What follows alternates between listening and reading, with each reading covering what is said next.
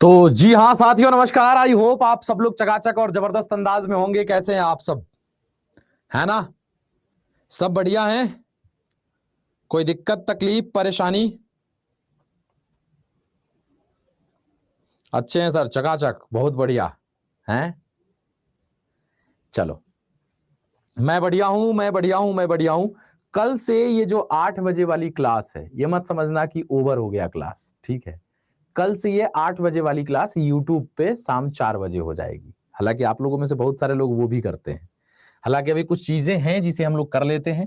एक matrix type का सवाल आता है, उसको देखिए सबसे पहले। ठीक है, ध्यान दीजिएगा।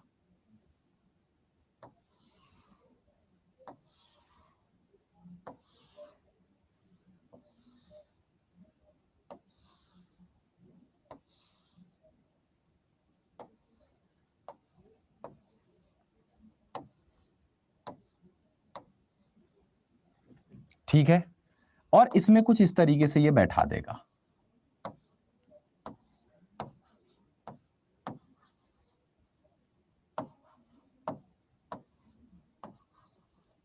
ठीक है, और आपसे कह देगा कि भाई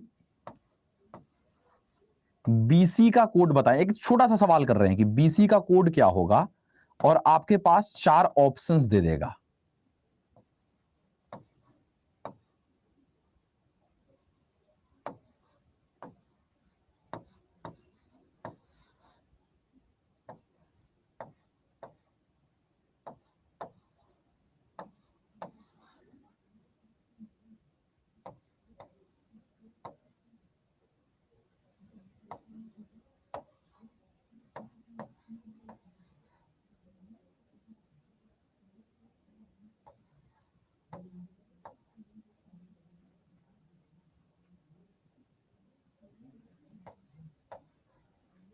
कहेगा कि बताइए बीसी का कोड क्या है, ऐसे सवाल दे करके।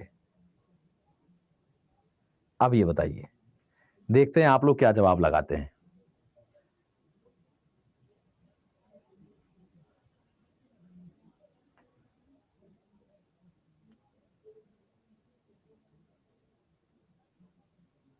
इसका जवाब क्या होगा वो बता दीजिए।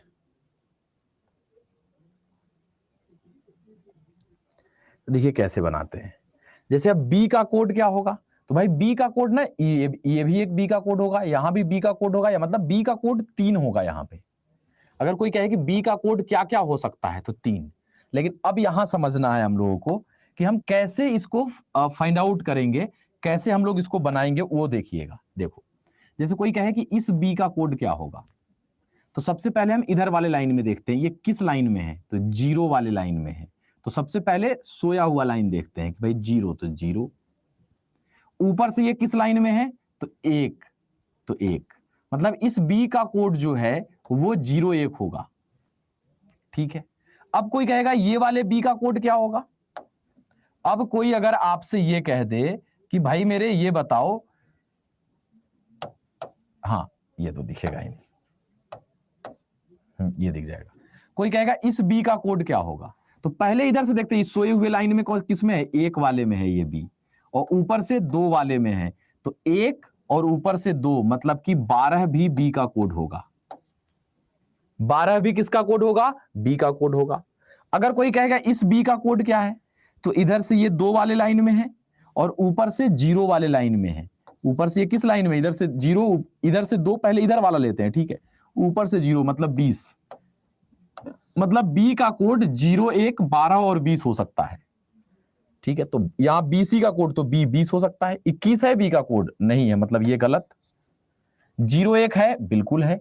12 है बी का कोड, बिल्कुल है। तो ये तीनों बच गया। अब सी का कोड क्या होगा, सी का कोड क्या होगा, तो क्या 0 1 सी का कोड है, नहीं, 0 1 तो बी का कोड था, मतलब ये भी गया काम से। सी का कोड चाहिए। 20, तो 20 तो भाई बी का कोड था, तो ये भी गया, मतलब यही आंसर होगा। 10 देखिए सी का कोड होगा, इधर से 1 ऊपर से 0, 10 सी का कोड है। तो ऑप्शन नंबर डी लगा देंगे। तो ये एक क्वेश्चन को पकड़ने का तरीका है कि हम किस तरीके से देखते हैं। क्लियर है?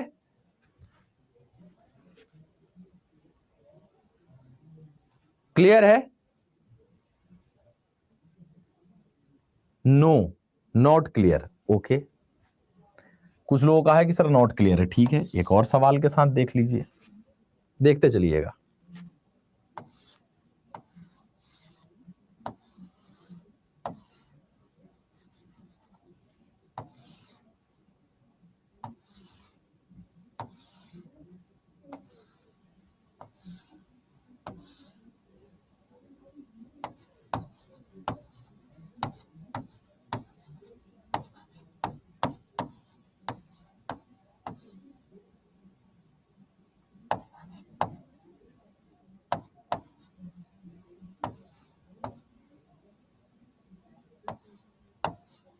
क्लियर? अब यहां से आपसे कह दे कि भाई ई का कोड क्या होगा, केवल ई का कोड पूछ रहा है समझने के लिए, और 4 ऑप्शन आपके पास दे दे, और आपसे क्या कहे कि ई का कोड क्या होगा। हम दे एक ऑप्शन 11, एक ऑप्शन हम दे दें ई का कोड निकालना है तो 22, एक ऑप्शन हम दे दें 31, एक ऑप्शन हम दे दें 12। बताइए ई का कोड क्या है? ई का कोड क्या है? तो देखो ई का कोड ध्यान से समझना, ई यहां भी है तो ई तो इधर से 1 वाले लाइन में है और ऊपर से 3 वाले लाइन में है, मतलब इस ई का कोड 13 है। तो अगर ऑप्शन में 13 रहता तो हम 13 भी लगाते, ई का कोड 13 भी है, लेकिन ऑप्शन में कोई एक ही देगा। अब कहते ई का कोड क्या है भाई, तो ई यहां है तो इधर से 3 वाले लाइन में और ऊपर से 1 वाले लाइन में, तो 3 और 1 31 है, तो ऑप्शन नंबर सी लगा देंगे। तो ये क्लियर है? पहले ये बताओ 13 इसलिए नहीं कि पहले हम इधर से लेते हैं, ओरिजेंटल लेते हैं, सोया हुआ लेते हैं, इसीलिए 13 नहीं। ठीक है, पहले हम इधर से लेते हैं, इधर से 3 वाले लाइन में, ऊपर से 1 वाले लाइन में, ये नहीं कि पहले ऊपर वाला ले लेंगे तब ये वाला, तो गलत हो जाएगा। क्लियर है यहां तक? अब कोई दिक्कत तकलीफ परेशानी किसी को तो नहीं है, ये पहले बता देना। ठीक है, क्लियर है। अब क्वेश्चन और भी किस तरीके से रहता है एग्जाम में उसको देखते हैं।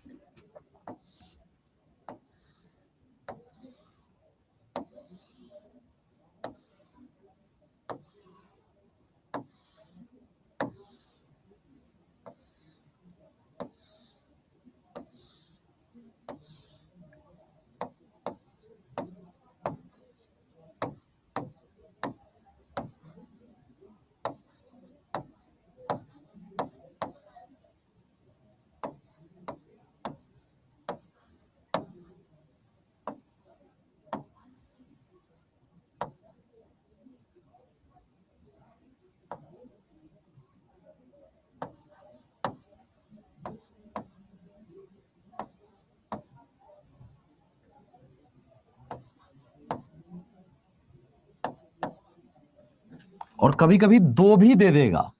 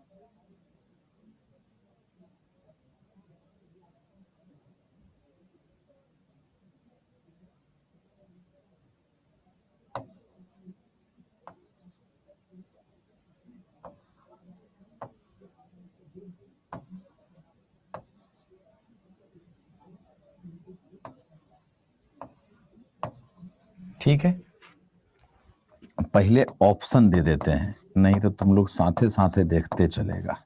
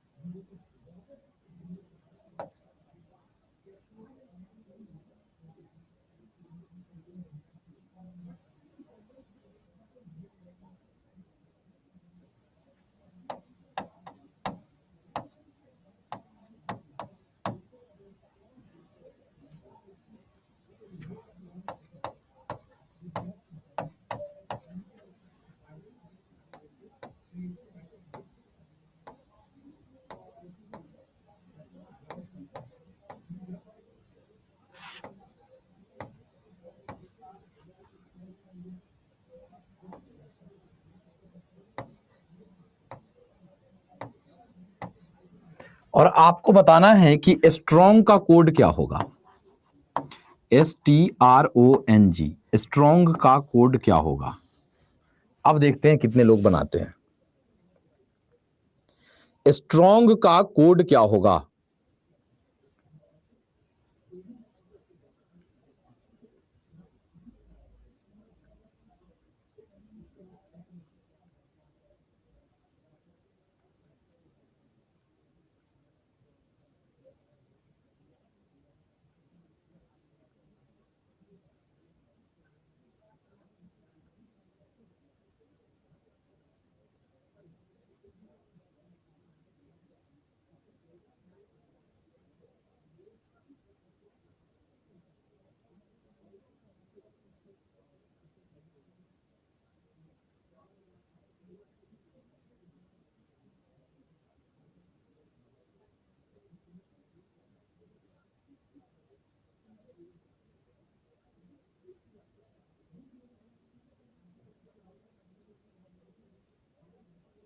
अब देखो कैसे बनाते हैं, तो देखो ऑप्शन से बनाते हैं। देखना आप ध्यान से कैसे बनाते हैं।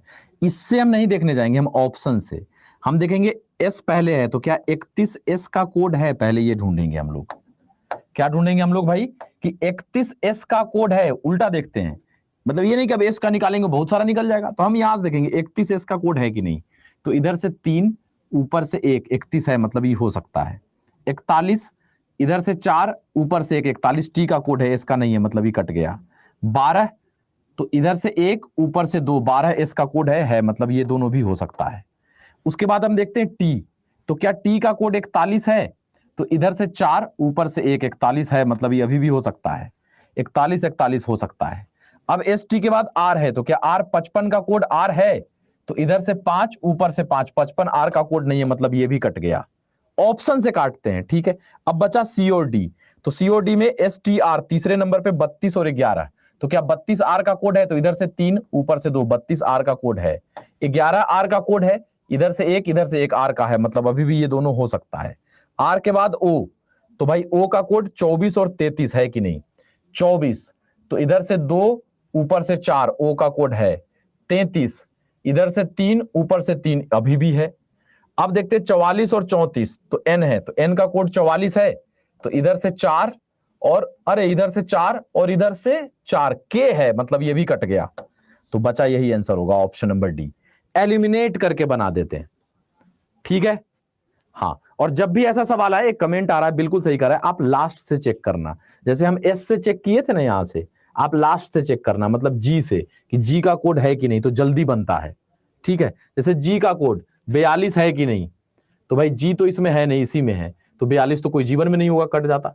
75 है कि नहीं, तो इधर से 7 ऊपर से 5, 75 भी नहीं है। जी का कोड 41 है कि नहीं, तो इधर से 4 ऊपर से 1, 41 भी नहीं है। तो डायरेक्ट आंसर आपका लग जाता कि ऑप्शन नंबर डी है। आप 66 देख लीजिए, जी का कोड होगा। तो लास्ट से चेक करोगे तो जल्दी बन जाएगा। तो एग्जाम देखो होता क्या है, मैं बता रहा हूं। 10 सवाल अगर बनाने जाओगे तो 10 में से 8 सवाल लास्ट से चेक करोगे तो जल्दी बन जाएगा। कभी कभी 1-2 सवाल ऐसा फंस जाता है कि जो लास्ट से चेक करते आओगे तो पहले से आंसर निकलेगा। तो हम जो मेजोरिटी है उसी पे जाएंगे, अंतिम से ही चेक करिएगा, जल्दी सवाल बनने का चांस रहेगा। क्लियर है? हाँ, अगर आ गया इस टाइप का सवाल तो ये करना है, ठीक है। हाँ, क्रिस्टल क्लियर हो गया। तो ऑल टॉपिक डन है। आप लोग पहले ये बताओ कैसा लगा, आप लोग इतने दिन से हमारे साथ क्लास किए हो, अब आप लोग बताओ कैसा लगा। हाँ, एक बार ये बताओ, रीजनिंग आपने पढ़ा है मेरे से, सुपर्ब, डन। हाँ, डीके भैया आप सबकी भी जय। पूछ लीजिएगा, रीजनिंग बाय डीके सर में जुड़ गए हैं? हाँ बिल्कुल जुड़ जाइए। माइंड ब्लोइंग, जवाब ही नहीं है आपका, ओके। हाँ तो जुड़ जाइए ना, मैं दे दूंगा, वहीं पे दे दूंगा, ठीक है। जो पीडीएफ है, जो मैंने मॉक बनाया है 500 सवाल वाला, वहीं पे दे दूंगा। मौज मस्ती करके पढ़ाए। हाँ, आज लास्ट क्लास है, इसीलिए तो भाई लास्ट में बैठ गया हूँ। बहुत बढ़िया, आपकी वजह से रीजनिंग क्लियर हो गया। Okay okay, good good. Teacher बन गए सर, आपको याद हमेशा रखेंगे सौरभ जी। याद रखना ये नहीं है, अब आप टीचर बनेंगे तो भी स्टूडेंट से हमेशा पोलाइट रहिएगा, है ना। और कभी भी ये मत सोचिए, कभी भी जब आप बताने जा रहे हो, पढ़ाने जा रहे हो, तो ये मत सोचो कि 4 को तो पते है, 2 को नहीं पता है तो ऊपर ऊपर उड़ गए। आपको हमेशा प्रोसेस फॉलो करना होगा, क्योंकि आप हो सकता है उसी चीज को 50 बार पढ़ा के आपको एकदम कंफर्टेबल जोन में चले गए हो, लेकिन जो पढ़ रहा है वो पहली बार पढ़ रहा है, तो उसको मजा आना चाहिए। ये नहीं कह रहे हम, अब मान लो मैं अपनी बात करूं, अगर जेन्युइनली मैं 2010 लास्ट से पढ़ा रहा हूं, आप सोचो हर एक टॉपिक में कितनी कितनी बार पढ़ा चुका हूं अभी तक, लेकिन उसी एनर्जी के साथ, उसी उत्साह के साथ हर एक बैच में प्रेजेंट होना है, क्योंकि हर एक बैच में आपके लिए स्टूडेंट्स अलग हैं जो पहली बार पढ़ रहे हैं। तो ये हमेशा ख्याल रखिएगा, आप लोग हमेशा पोलाइट रहिएगा। स्टूडेंट्स देखो क्या है कि जैसे आप ही लोग अभी पढ़ रहे हैं टीचर बनने के लिए, तो पैनिक तुरंत होता है स्टूडेंट्स। अगर आप पढ़ाने जैसे 1 से 5 में हो तो वहां तो डांट डपट भी दोगे, लेकिन ऐसा मत करना। जो 9, 10th, 11, 12th की तैयारी कर रहे हैं, तो वहां पे बच्चा पैनिक होगा। बच्चा को इससे कोई मतलब नहीं है कि आपका तबीयत खराब हो गया, 4 दिन मर रहे थे, जी रहे थे, उसको कोई मतलब ही नहीं है वहां, क्योंकि एग्जाम है ना सामने। वो कहेगा सर मेरा कोर्स कंप्लीट नहीं हो रहा, अब तो एग्जाम होने वाला है हमारा, हम क्या करें। तो बच्चा अपनी जगह सही है, आपको आईना पलट के देखना पड़ेगा, फिर उसको उस तरीके से टैकल करना पड़ेगा, पढ़ाना पड़ेगा, समझाना पड़ेगा। तो ये सारी चीजें रखिएगा। और एक चीज हमेशा याद रखिएगा, अगर आप टीचर हैं, ठीक है, तो टीचर कोई नौकरी नहीं है, वो जिम्मेदारी है। टीचर को प्रोफेशन समझ के जाइएगा, अच्छा टीचर नहीं बन पाइएगा। टीचर को जिम्मेदारी समझ के लेके जब आप उतरिएगा मैदान में, क्लास में, तो आप जिम्मेदारी समझ के उतरिएगा, तो बच्चा आपसे खुश रहेगा, पढ़ेगा, उसको लगेगा रिलेट हो रहे हैं। अगर आप उसको नौकरी समझ लीजिएगा तो फिर गए काम से, तो फिर चलाते रहिए इसी नॉर्मल। कितना प्रोफेसर लोग बना, कितना टीचर लोग बना, कोई जान रहा है, बस हुआ गया खत्म। लेकिन जो मेहनती है, जो काम कर रहा है, और आपको केवल पढ़ाने पे काम नहीं करना है, आपको पढ़ाने के साथ साथ उसको दुनिया के लिए भी तैयार करना है। 1 से 5 वाले टीचर्स की तो जिम्मेदारी और बढ़ जाती है कि अगर आप 1 से 5 के शिक्षक हैं तो आपकी जिम्मेदारी और ज्यादा है। क्यों और ज्यादा है आपकी जिम्मेदारी 1 से 5 के शिक्षक हैं तो?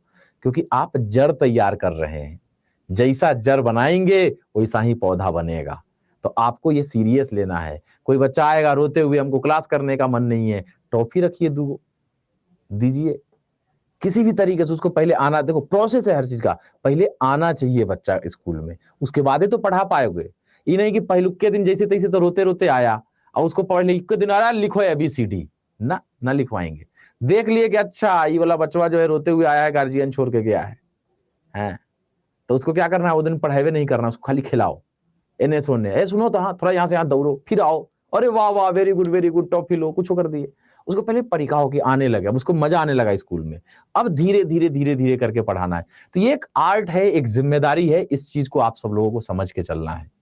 कोई अब जो मान लो बच्चा कहते सर नहीं समझ में आया, 2 बार कह दिया नहीं समझ में आया, 3 बार कह दिया नहीं समझ में आया, तो ऐसा नहीं, आपको गुस्सा आएगा अंदर से, लेकिन आपको सोचना है कि वो पहली बार पढ़ रहा है, हो सकता है उसका दिमाग कमजोर हो, वो लेट से समझेगा, हो सकता है जिस समय हम बता रहे थे वो कंसंट्रेट नहीं कर रहा था, इधर उधर देख रहा था, किसी और चीज को देख रहा था, कहीं नैन मटक्का कर रहा था।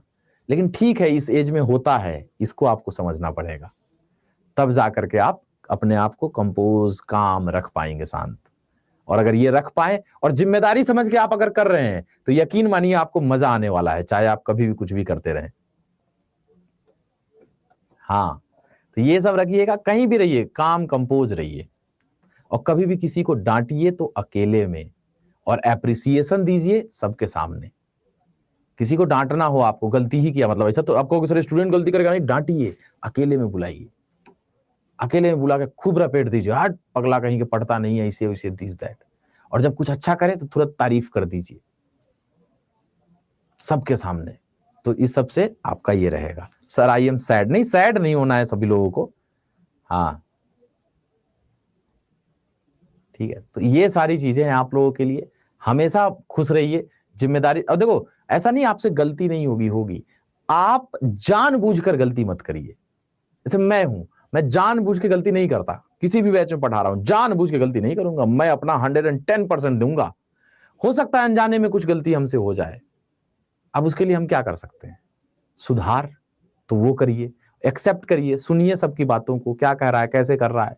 स्कूल जाओगे दो तरीका है, एक कि जा रहे हैं 10 बजे स्कूल है, कुछ लोग आराम का नौकरी होता है इसलिए भी करता है, नहीं। और जितनी महिलाएं लड़कियां तैयारी कर रहे हैं उन सबसे भी कहना चाहते हैं कि जाइए तो छा जाइए, एकदम पहचान बन जाना चाहिए। ऐसा बनिए कि गांव का आदमी कहे, कहीं नाम ले तो कह रहे थे हाँ तो डीके सर हैं, तो अच्छा डीके, अरे वो तो हमारे गांव के ही हैं, ऐसा होना चाहिए। इस तरीके से तो अच्छे से मेहनत करिए, पढ़िए, ठीक है। शाम 4 बजे क्लास जो है, अब देखो लास्ट है ये, मैं क्यों कहता हूं, क्योंकि देखो सारा का सारा मेजरमेंट है कि कितना बच्चा आपसे पढ़ रहा है, आप कितना अच्छा पढ़ा रहे हैं तो भाई बच्चा कैसे आएगा। तो mouth publicity is the best publicity, मैं मानता हूं, ठीक है। तो मेरा ये मानना है कि जो मेरी 4 बजे वाली वाईटी क्लासेस है, कल से मैं उसमें थोड़ा सा और चेंजेस कर रहा हूं, हूबहू बहु मॉक, हर एक टॉपिक से जितना सवाल रह सकता है उतना ही कराऊंगा, चाहे हल्का हो चाहे टफ हो। तो इस 4 बजे वाले सेशन को लेकर जो बिहार अड्डा 24/7 यूट्यूब चैनल पे मेरी शाम 4 बजे क्लास चलती है, उसको आप लोग थोड़ा सा प्रमोट कर दीजिए, है ना। व्हाट्सएप स्टेटस लगाना हुआ, या आप जहां भी चौक चौराहा स्कूल पढ़ते हैं वहां पे डिस्कशन करना हुआ, शेयर करना हुआ, ये आप लोग कर देंगे, ये मैं मान के चल रहा हूं। हाँ बिल्कुल, अंकित सिन्हा जी कह रहे हैं सही, जुड़ जाइएगा सभी लोग, वहां पे मैंने डाल रखा है। हाँ अंकित जी एक बार बता दीजिए। I will miss you sir, I too. रुलाओगे क्या पगले, आज जाओ मजे में। हाँ ठीक है। हाँ अंकित जी एक बार बता दो, एक बार बता दीजिए अंकित। आई लव यू टू मेरे भाई। तो ये मेरी टीचर्स आर्मी है, ठीक है। इस टीचर्स आर्मी की जिम्मेदारी है अच्छे से पढ़े, सिलेक्शन ले, फिर मुलाकात होगी। और एक और चीज, 20 दिसंबर के लिए, 20 दिसंबर कह रहे हैं, ठीक है ना, 20 अगस्त के लिए जो भी साथी आ पाए अगर आपको, जी हाँ 20 अगस्त को हम दरभंगा आने का प्लान कर रहे हैं। और देखो मैं आ रहा हूं तो देखो मीटअप है, तो हम आके आपसे मिलके ऐसे भी जा सकते हैं, लेकिन हम आ रहे हैं तो हमने बस यही सोचा कि आ रहे हैं तो 24 को एग्जाम है तो बच्चों को कुछ दिया जाए। तो सारे सर लोगों को बोल दिया है हम लोग ने कि सब लोग सब देख लो, पीजीटी टीजीटी जहां जहां जो जो एग्जाम हुआ है 1 से 5 का, हर जगह देख लो, या जो आगे के लिए भी है उसमें कैसा कैसा क्वेश्चन आया, उसके बेस पे हम लोग सेट तैयार कर रहे हैं। मैथ्स का, रीजनिंग का, जीएस वाले सर को बोल दिया गया है, हर एक चीज तैयार करके एक्सपेक्टेड पेपर जो 24 तारीख को पेपर होगा, 24 से स्टार्ट होगा जो पेपर, उसका एक्सपेक्टेड हम 2 पेपर आपको preparatory exam before exam 2 set आपको दे देंगे, 120 सवाल का 2 सेट। और ऊपर वाले समझाइए कि इसी 2 सेट से क्वेश्चन लड़ जाए। तो दरभंगा आएंगे तो आप लोग अगर आ पाए तो बहुत अच्छा लगेगा, मिलेंगे फेस टू फेस, एक दूसरे के साथ बैठेंगे, और मेरी तरफ से चाय सबको रहेगा। सेमिनार खत्म होगा, रुके रहिएगा, बाहर निकल के मैं आऊंगा और सबको चाय पिलाऊंगा, साथ में चाय नाश्ता चलेगा, ठीक है। तो 20 अगस्त को जहां तक है कि प्लान है कि हम लोग मिले आप सब लोगों से दरभंगा में। दरभंगा से कोई है क्या यहाँ पे? तो वहां पे कोई जुबली हॉल वगैरह है, कुछ है दरभंगा से? अगर कोई है तो जो भी दरभंगा से हैं, एक बार मैं उनसे रिक्वेस्ट करूंगा कि इस मेल आईडी पे एक बार हाय लिख दीजिएगा, या अंकित जी बता दो, अंकित है क्या? अंकित, हाँ एक बार बता दो, सब लोग जुड़ जाएगा। इस मेल आईडी पे मेल कर दीजिएगा। अंकित कहां गया? हाँ तो बता दो अंकित, dhirendra.kumar@adda247.com, इस पे मेल कर दीजिएगा जो भी दरभंगा से हैं। वहां हमने अभी पता किया है, एक तो जुबली हॉल कोई है, बता रहे थे कि वही सबसे बेस्ट है। हाँ अंकित कहाँ है? हाँ अंकित जी आप लोगों को मैसेज कर रहे हैं, ओके ओके ओके ओके। हाँ Ankit, miss you so much sir. अरे हम लोग भी आपको बहुत मिस करेंगे, ठीक है। एके झा जी सभी लोगों का जवाब अंकित दे रहा है।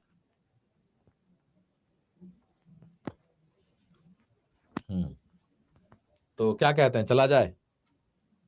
सर आपने स्ट्रगल के बारे में कुछ बताइए।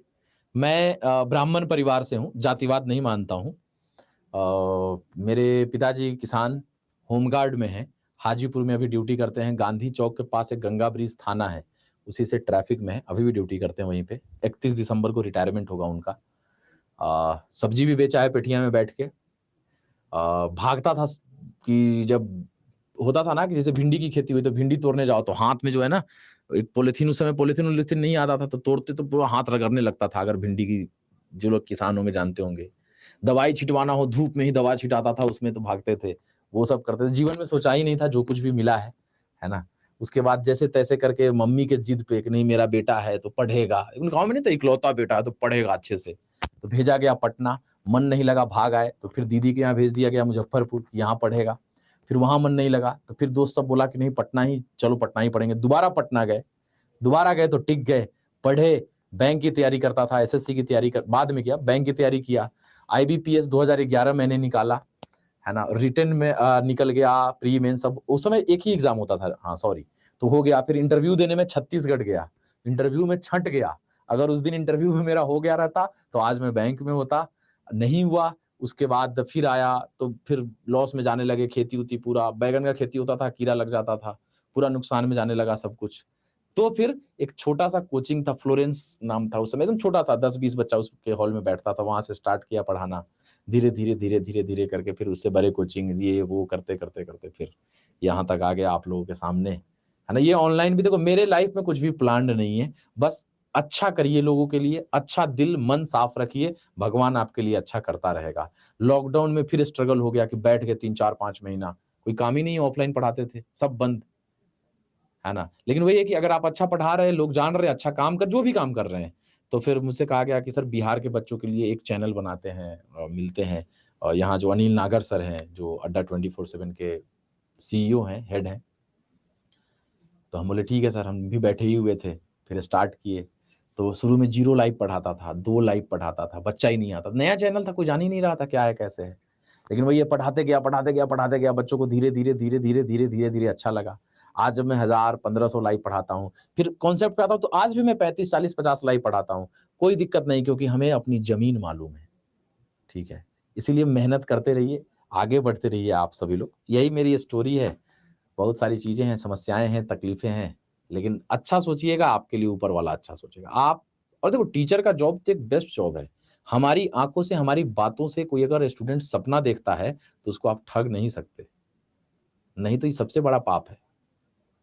हमारी बातों के, आपके पेरेंट्स सोचते होंगे कि आप पढ़ रहे हैं अभी बैठ करके, और अगर हम ना पढ़ाएं, ना ठीक से पढ़ाएं, तो फिर क्या होगा। अगर मैं रीजनिंग पढ़ा रहा हूं तो मेरी जिम्मेदारी है कि रीजनिंग का एक भी सवाल आपसे ना छूटे, बशर्ते आप भी मेहनत कर रहे हो, पढ़ रहे हो, ठीक है ना। अंकित जी कमेंट कर रहे हैं, आप लोग देख लीजिएगा उसको, ठीक है ना। हाँ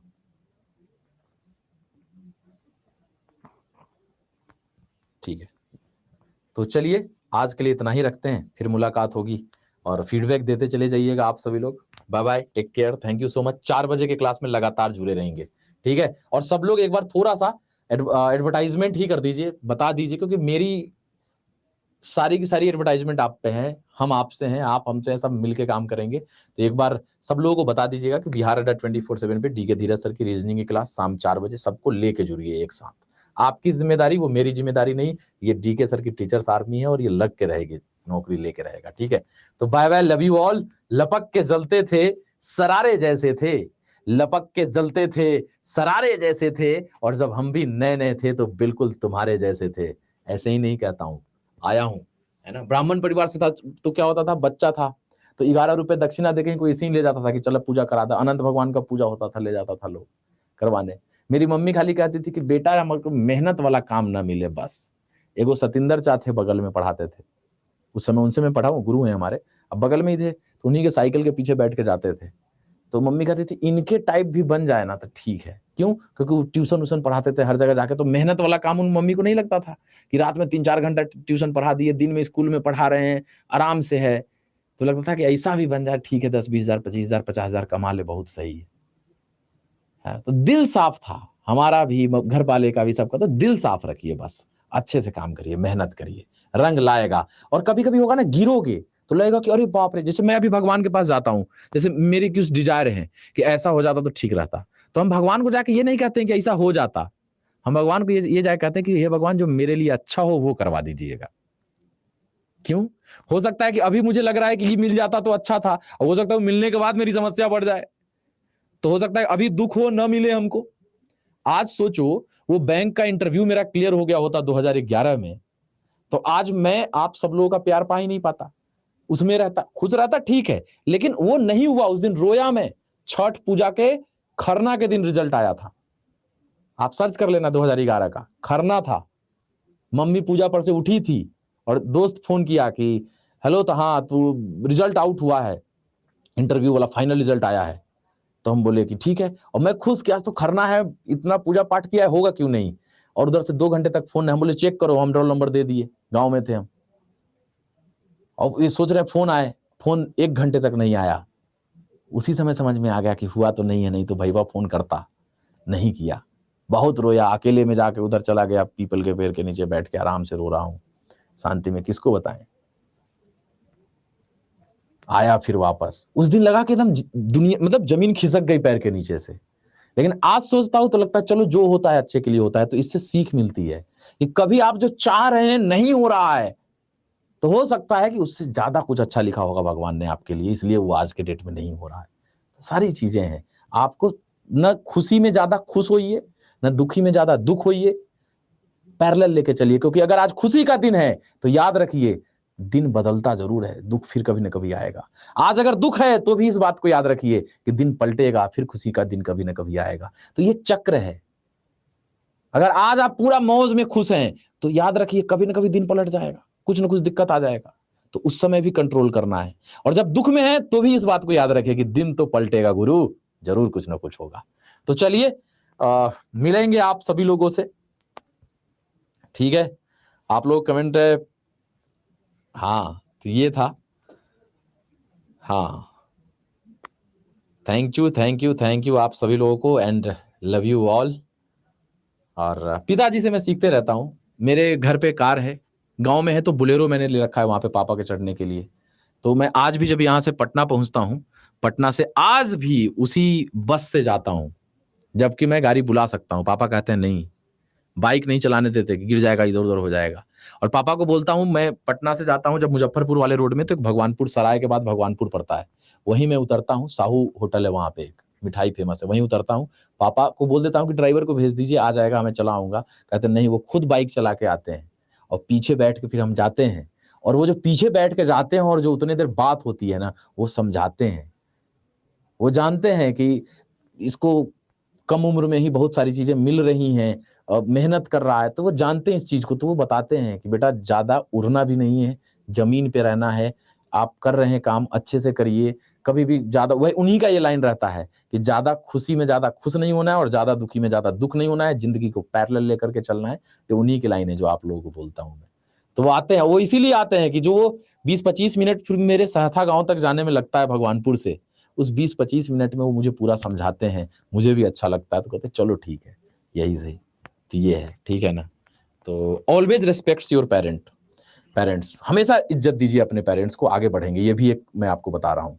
देखो कभी कभी पेरेंट्स आपको बोलेंगे ना तो आपको खराब लगेगा, अरे भाई वो जिस एरा में जिए हैं, जिस दशक में वो जिए हैं, जिस दशक के अकॉर्डिंग वो सोचते हैं, वो सही सोच रहे हैं।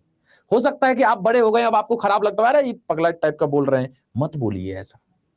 उनकी जो सोच है उसके अकॉर्डिंग बोल रहे हैं, रेस्पेक्ट करिए। आपको लगता है कि इससे अच्छा हो सकता है तो धीरे धीरे करके उनको कन्विंस करने की कोशिश करिए, हो जाएंगे। लेकिन एकाएक कहोगे ऐसे नहीं, तो धीरे धीरे करके कन्विंस करिए, सब कुछ सही है, कोई गलत नहीं है। आपके पेरेंट्स वो जिस तरीके, जैसे आज के डेट में आपकी जैसी सोच है, आपके बाल बच्चे होंगे, उनको आप बुढ़ारी में दोगे ज्ञान कि ऐसे ऐसे है, तो सोचो उनको उस समय और जमाना आगे बढ़ गया रहेगा, उनको हो सकता है लगे खराब है। आप बोल सही रहे हो लेकिन उसको खराब लगा, तो फिर आप कहोगे कि अरे यार तो बेटवा मेरा इज्जत नहीं करता है, हमसे ज्यादा ज्ञानी बन रहा है। तो वही सोच है, उसको समझिए, ठीक है। चलिए, ज्यादा ज्ञान की बातें हो गई, फिर मुलाकात होगी आप सभी लोग। और जो दरभंगा से, एक बार इस ईमेल आईडी पे मुझे मेल कर दीजिएगा अपना मोबाइल नंबर, आपसे बात करेंगे। और जो भी मुजफ्फरपुर, दरभंगा, समस्तीपुर, पटना, जहां से भी हो, 20 तारीख को भैया शॉर्ट्स चला जाएगा बिहार अड्डा 24/7 पे, सबको मिलना है मेरे से और गिफ्ट लेके आना है डीके भैया के लिए, ठीक है। हाँ, जो भी 1 रुपए 2 रुपए कुछ भी लेकर के आना है, उसका गिफ्ट हो, बस कोई महंगा गिफ्ट नहीं लाएगा। ठीक है, मिलते हैं। तो bye bye, take care, thank you so much and love you all, जितने भी मेरे भाई बहन हैं। ठीक है, मजे में रहिए, पेरेंट्स का रेस्पेक्ट करिए, आगे बढ़ते रहिए, परिवार का इज्जत करिए और चलते रहिए साथ साथ। Thank you.